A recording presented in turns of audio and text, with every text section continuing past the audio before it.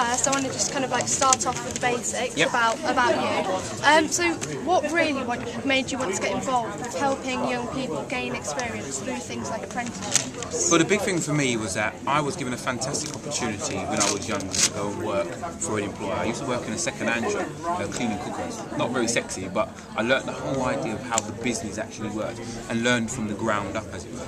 So I knew that my first opportunity to work inspired me to want to go and do work. And going through the apprenticeship via the television show was not a reality for most people. So when lots of young people come up to me saying, Tim, you've done really well on that show, can you help me get a job? Can you help me get an apprenticeship? I was like, well, I can, but there's only me one. How can I support a bigger campaign that would help lots and lots of young people get the opportunity? Now, that's when the Back in Young Britain opportunity came along, and I thought, you know what, this is perfect, because my whole business, the whole Bright Ideas Trust, is about supporting young people into work for themselves. And Back in Young Britain as a campaign was getting many young people like yourself into the world of work, experiencing what work is like. Okay, it's quite interesting working in a second-hand shop. It's interesting, like, kind of like how much work and dedication you put in, and kind of like just help going through the whole process, how far you can get. It's quite interesting. Oh, you'll know, you're assistant editor, is that correct? Yeah. That's right, so assistant editor, sorry I got you wrong. That's fine. We're going to promote you to the job soon, don't worry. So the fact is you're assistant editor now, the fact is you know there's a career progression. You're going to have to put in some hours, learn the skills and go from there. But if you didn't even get the opportunity, how would you know where you're going to go? So I think we've got to give many young people the opportunity. Yeah. So, do you think about young people today, do you think they're given enough opportunities in what they're interested in? Or do you think that they're kind of encouraged to go to things like university, or do you think they're almost pressured to, even if it's not the best option?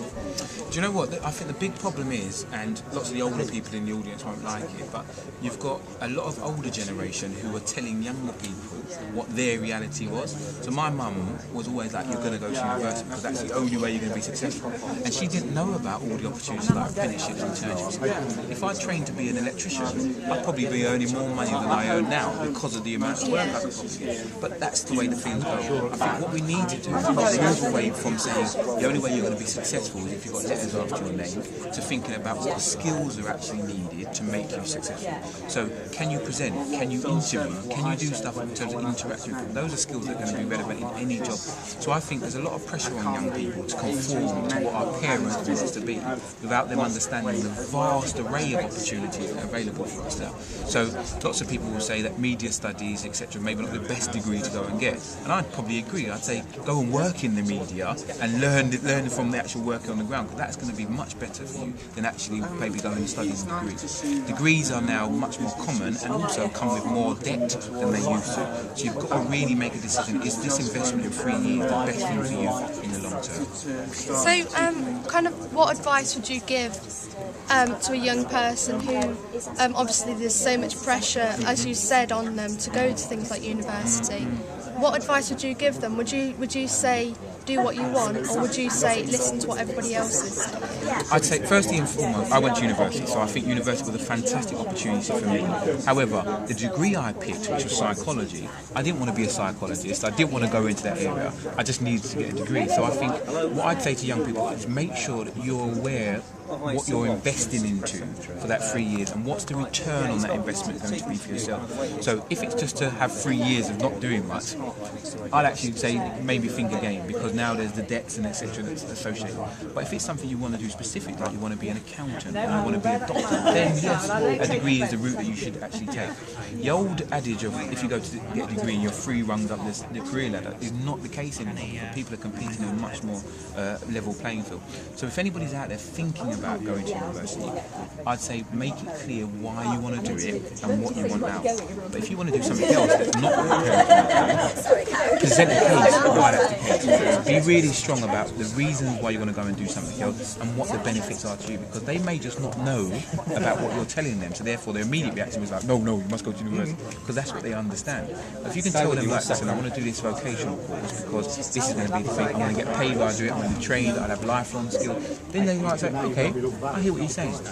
Be mature about it. Alright, cool.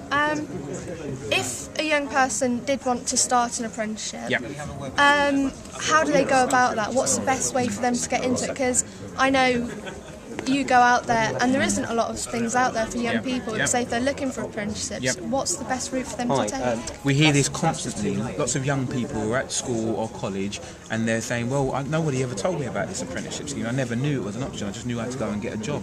The best thing to do is, if you've got a Facebook account or you've got access to the internet, instead of poking somebody or twittering away, type in Backing Young Britain onto a web search engine and you'll get all the information you need. You can go to the DirectGov website, not the sexiest of websites, let's be very clear, but it's got all the information that's there about apprenticeship. And if you just Google apprenticeships into a search engine, you'll get all the information you need. But then this is why the Wave is so important, and I think it's fantastic that you guys are doing what you're doing, is that you can push out the message, because the thing with young people, the reason why social networks are so popular, they don't really trust adults, they don't really want to listen to that because they don't believe what they're saying. They've been bombarded with information from online, they trust each other. So if you can create this exposure around what's back in your Britain, or apprenticeships, you can push it out to there. So I think apprenticeships are a fantastic opportunity, but the information is there. I had to go to the library to get information when I was younger. You don't, you just have to go on the internet. Yeah, we're quite lucky now, aren't we? I mean, how technology has grown. So if we stay on the whole apprenticeship thing, what benefits can the young people get out from going into an apprenticeship? Well, the beauty of an apprenticeship is that you can earn while you're learning. So basically, while you're learning a particular trade, you can be paid a salary for that thing. So that's brilliant. So lots of young people, big thing we're missing, what? Money. Need some cash. At the same time, experience and skills to be able to go into a long-term career. In addition to building up the money situation, you're going to build up some experience of the industry sector that you're actually in. So you'll be learning on the job. So that whole chicken and egg scenario about you've got the qualifications but not the experience is eliminated immediately. And the other thing is that the organisation will invest a lot of time into you as an apprentice, so therefore they're going to want a lot back. So you're one of the privileged few if you get into the thing, because the company needs to look after you. Alright, I've got a few more. How do you think the whole thing about apprenticeships, how will it affect the job market in the future? Because obviously we look into the future now, and if we take the present day, we've got students coming out of university not being able to find a job. So how will apprenticeships kind of affect how likely getting a job?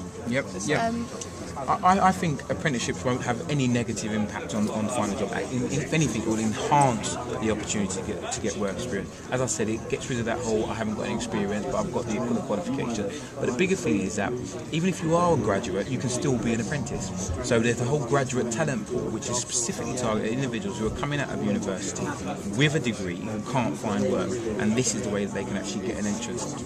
The additional thing is that we need to make it clear that apprenticeships are not second tier. They're not about the easier option or because you couldn't make it in the normal world. Apprenticeships are just another choice, another career path for somebody to actually follow. And actually, it has a lot of benefits to it. I'd love for everybody who came out of university to be able to walk into a job. The reality is that the economic conditions don't allow that. But this is about arming yourself with as much information and much experience, as much qualifications as possible to be able to be in best position to compete in a very competitive market space. Thank you very much. Fantastic. Yeah, cool. Did you have any more, personally?